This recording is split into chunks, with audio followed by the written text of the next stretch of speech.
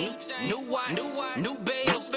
So what's good, TMG fam? It's your boy L, and I'm back with another reaction. How y'all feel? Welcome back to the channel, man. Salute.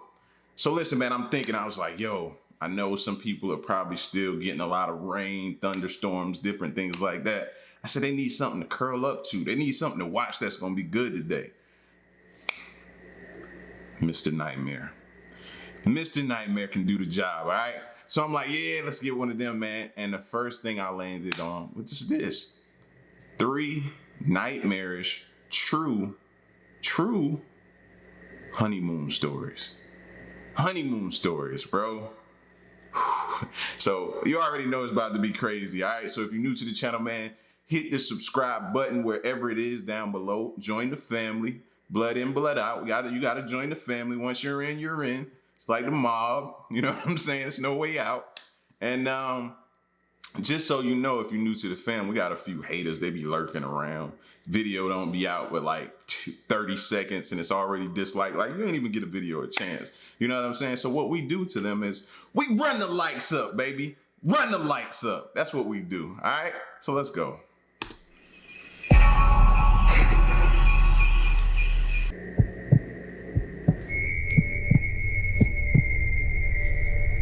For my wife and I's honeymoon, we went to Hawaii. Our hotel was on Maui, which we heard was the best island for couples and honeymoons. The hotel was on the beach, and every night they'd have torch shows, luau's, and other kinds of live entertainment. During the first few days, we did a lot of drinking and restaurant hopping.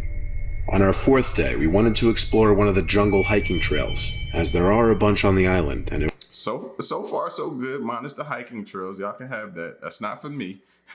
But the drinking and the bar hopping and different things like that, that's me all day, baby. 4th day, we wanted to explore one of the jungle hiking trails, as there are a bunch on the island, and it was on our bucket list for the trip. We drove our rental car a long drive to the nearest parking lot to PPY Trail, a long scenic trail in the bamboo forest in the jungle. The trail would eventually lead to numerous waterfalls and hidden ponds that you could swim in. We were told about it by some locals and other tourists. Does anybody else look at this picture and just be like, no ma'am, no sir. No ma'am, no sir. No ma'am, no sir. I'm not going, no. Why am I going in there? Ain't nothing in there for me. That's death. All down that little pathway. No. And I'm in a strange place. No. So that's what we wanted to do. There were a few cars in the parking lot, but the parking lot wasn't just for this one trail. Walking down the path for a while, it truly was just a wall of bamboo on either side of us. It was truly an environment I'd never seen before. My wife stopped us and pointed at a small animal slightly off the trail. It was a mongoose. It was stopped, looking at us, and we both thought it was adorable. My wife started approaching it slowly, bent down to appear smaller and less intimidating. I did the same. Of course, the little creature ran away pretty swiftly, and my wife chased after it goofily. I followed suit. As we got deeper into the jungle, straying away from the trail, we heard the sound of water. It was a waterfall nearby. We followed the sound of it until we came to this beautiful pond with a small waterfall pouring into it. We dipped our feet in the water, and it was a surprisingly comfortable temperature, and it was deep enough to submerge ourselves in. So we decided to do a little skinny dipping, knowing how unlikely. Oh my gosh, bro. No. Like, y'all breaking like typical movie rules. Don't do that. What was the movie that said, what was it? Oh, y'all remember Anaconda back in the day? And they came up on something like that and they was talking about swimming in it. And he was like, nah, the only thing I'm worried about is a kangaroo or Q or something like that. It swims up in your manhood. It swims up in there and you can't pull it out because when it does, it flares out like that. So you pulling, but it's flaring out, attaching to you. You know what I mean? So, you don't even know what's in the water, bro. And skinny dip? No. Fam? No ma'am, no sir. No ma'am, no sir. That's my new thing right now. No ma'am, no sir. It would be that anyone else then. So we decided to do a little skinny dipping, knowing how unlikely it would be that anyone else would be here. Well, apparently we were wrong about that, because as we were in the water, My wife shrieked and said, "Oh my God," as she pointed at some older man in a straw hat with a long gray beard standing in the jungle, half behind a tree, staring at us. I'm too nice of a person, so I waved for some dumb reason, instead of yelling to stop creeping on us, because that's what it looked like he was doing. He didn't wave back, he didn't smile, he didn't even move. I looked at my wife and said we should leave, but she didn't want to step out of the water naked for him to see. I kind of agreed. So now I called out to him, asking if he needed something. And only then he called back in a surprisingly deep voice, saying he's looking for his dog. I said we haven't seen it, and then he walked away. I said to my wife we need to go immediately. We got out of the water and got dressed, then tried to find the trail. But we couldn't find it. We strayed far enough away from it that we were apparently lost. We had lost the direction we came from, and there was no cell reception out here. It was getting late in the day, and panic was setting in. By the time the sun was setting, my wife was in tears. All the while, as it got darker and darker, we felt as though we were being followed, hearing footsteps every now and then. It reached the point where the jungle was completely dark now, and we had to use our flashlights on our dying phones. But when we heard footsteps coming from behind us again, I whispered to my wife to turn it off, to not reveal ourselves. We felt like we were being followed for hours. After turning out the lights, it was pitch black for a second, until my eyes started adjusting to the darkness. As soon as that happened, I noticed the figure about 10 feet away, and it was slowly creeping closer. I backed away slowly as I pushed my wife behind me. I said, "What do you want?" in a very nervous voice. My wife apparently didn't see him, because she turned her phone's flashlight back on and aimed it at the figure, revealing it to be that old man with a straw hat and beard holding a hacksaw. We both screamed. My wife let out a scream of fear while I screamed "Go, go, go" to her. We ran through the jungle without any lights. There was just enough light to barely see where we were going. We ran and ran and ran, thankfully wearing sneakers and hiking attire. Eventually I got cell reception, so we followed the map back to the parking lot we came from, which took a good 10 to 15 minutes of running. We made it back to the car, and at that point, it felt like we were given a new chance at life. The next day, we went straight to the Maui Police Department and reported the whole incident in an attempt to warn other tourists who may be visiting that specific trail. After that, we tried the best we could to continue our honeymoon, but it definitely put a damper on things. Man, please. Most of y'all like me, y'all be like, trip over. Trip over. Some people will go as far as to be like, is this a sign that our marriage is gonna be due? Like, some of y'all take it too far, but for me, trip over, man. How can I get off this island? You gave me a second chance at life. I'm not taking it for granted. I want off of here. Take me home. Let's go home. I'm out. No. No, ma'am, no, sir. No, ma'am, no, sir.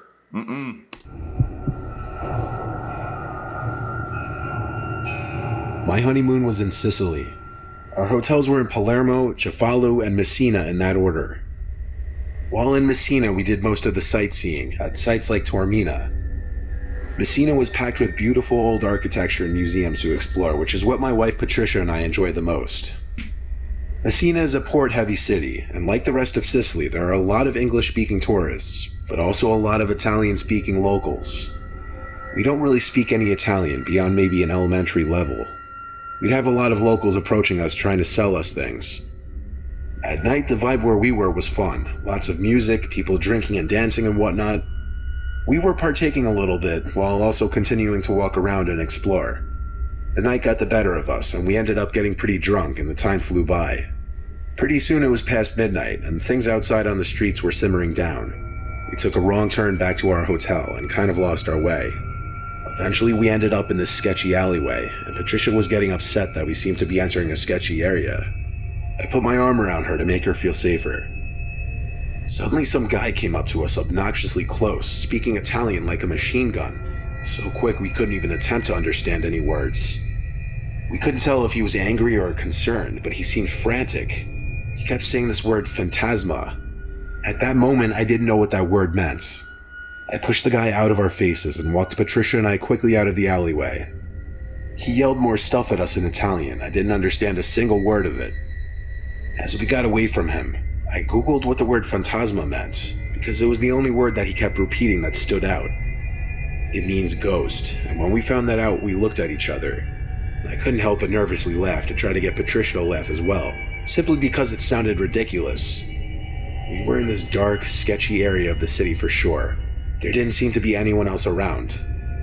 Yeah, but did y'all pay attention to if he's following you or not? Come on now. Think about it, bro. And even when somebody approach you like that, being all belligerent, you also need to be paying attention for what you don't see. Who could be sneaking up on you? They could be running some type of game, bro. You know what I'm saying? Growing up in the city, fam, you always have to have your head, you know what I mean? Head on the swivel. Don't trust nothing. Dark, sketchy area of the city for sure. There didn't seem to be anyone else around. We'd normally call an Uber, but it's not even a thing in Sicily, so we had to walk it. I have to admit, I was probably as uncomfortable as Patricia, as we'd heard certain parts of the city were unsafe at night. There was this quiet woman's crying sound coming from behind us all of a sudden. We both heard it, and we both looked back. There was this young but freakishly tall woman about 10 yards away from us, walking slowly in our direction. Her face was buried in her hands. Her height was actually unnaturally tall. She looked taller than me. In fact, it was so creepy that even Patricia, who's usually a sweet, nurturing person, whispered that we should get the hell away from her. We jogged down this narrow street and turned left to another alleyway. And we turned back again to the crying sounds. That woman was now at the end of this alleyway, just behind us, but still walking at the same slow speed, her face still buried in her hands. It felt like we were in this channel of alleyways and narrow one-way streets, and every time we turned, we'd still hear the crying behind us. It only stopped when we made it back to, I guess, what you'd call one of the main roads with other civilian traffic besides us. From there, we simply walked back to the hotel. Patricia kept insisting what we saw was a ghost, and every time she said it, it gave me chills. This story doesn't do it any justice in explaining just how disturbing seeing that tall, lanky woman walking towards us in that alleyway was. Not to mention that guys say the word ghost in Italian over and over. I'm not ruling it out as some kind of crazy over-the-top joke. For all I know, we ended up on some Italian YouTube prank channel. But Patricia insists on believing it was actually a ghost we saw, and it still gives me chills thinking about that possibility.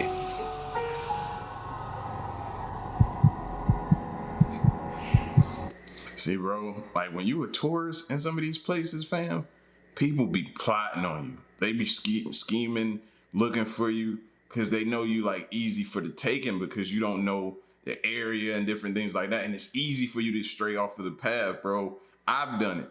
You know what I'm saying? I forgot where me and Queen was, but we ended up down this road and it was way too far from where we were supposed to be. And she looked at me and she was like, we need to turn around and go back. I'm like, you right. Let's go. Quickly turned around, man, because you just don't know. And then you don't know the lay of the land. Bro, anybody can get the drop on you.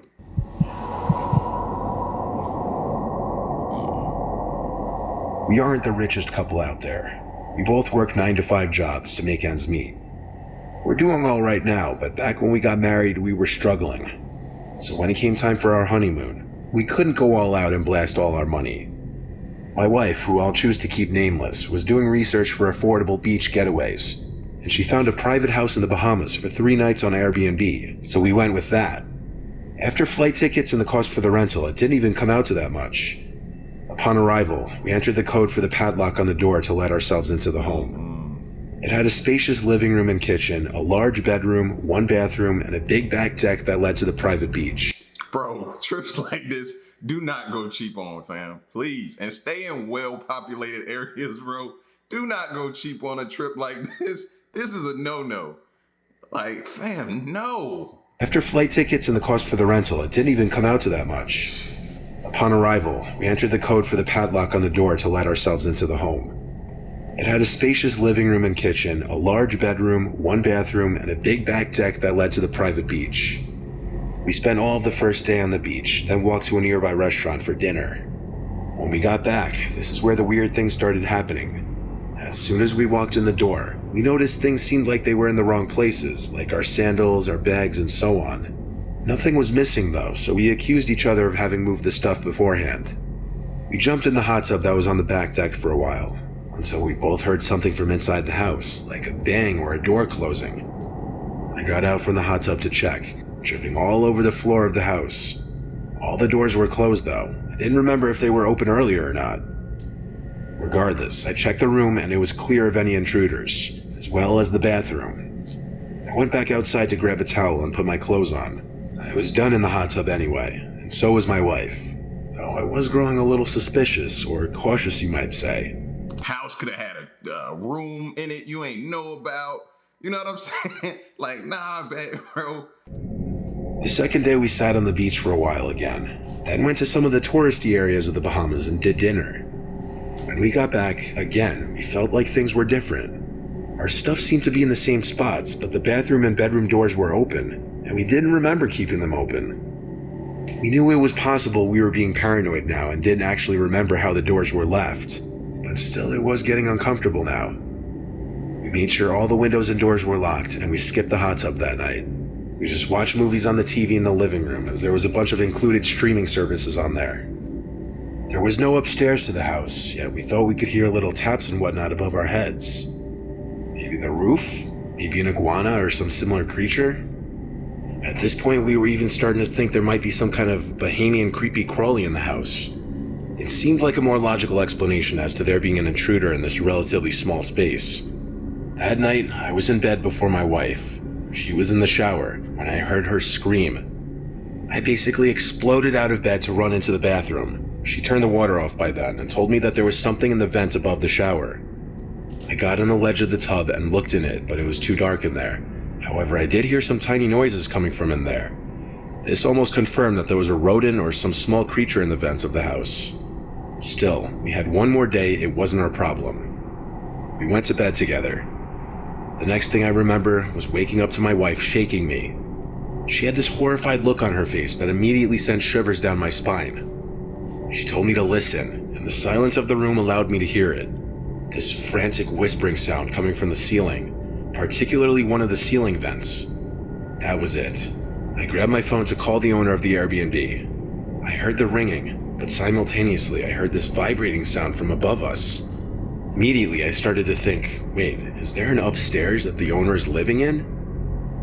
The vibrating above us stopped almost as quickly as it started, but the call was still ringing on my end.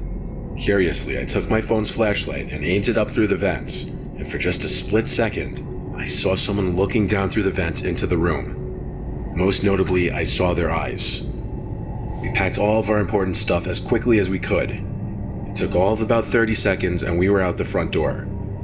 We ran through the sandy dirt road until we came to a street, then we stopped to catch our breaths. We stayed in a cheap hotel that night and the next night as well. The last day we spent most of it waiting at the airport, but we reported this incident to Airbnb and we got all of our money back. And I'm pretty sure Airbnb banned the owner of that house's account. We didn't pursue anything further with legal action, as we were just happy to get our money back. Nothing of ours was missing, but who the hell knows what kind of shady shit he was doing there when we weren't in the house.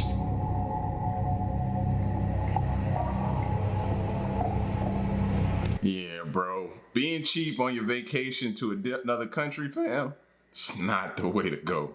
At all. Nah, fam. You asking for it. You asking for somebody to do some perp. Some stuff like that, man. No. Like perverts just staring and watching you. You don't know what's going on. You're probably not, of course, you're not the only person with a key to the place. Your valuables is in there. No. No, ma'am, no, sir. No, ma'am, no, sir. We not doing that. You feel me? No. Man. Y'all, we got to be more smart, bro, about that. Don't be cheap on your vacations, all right? If you can't do it yet, just save some more and wait. You know what I mean? Just wait, all right? Y'all get at me in the comment section. Let me know what y'all thought of these crazy honeymoon stories. And if you're about to get married, first of all, congratulations. Hope I didn't scare you, but be safe. All right, it's your boy L. Y'all get at me in the comment section. Let me know what y'all thought and stick around and stay tuned, man, until the next reaction. I'm out. Peace, y'all. Stay solid. Hey.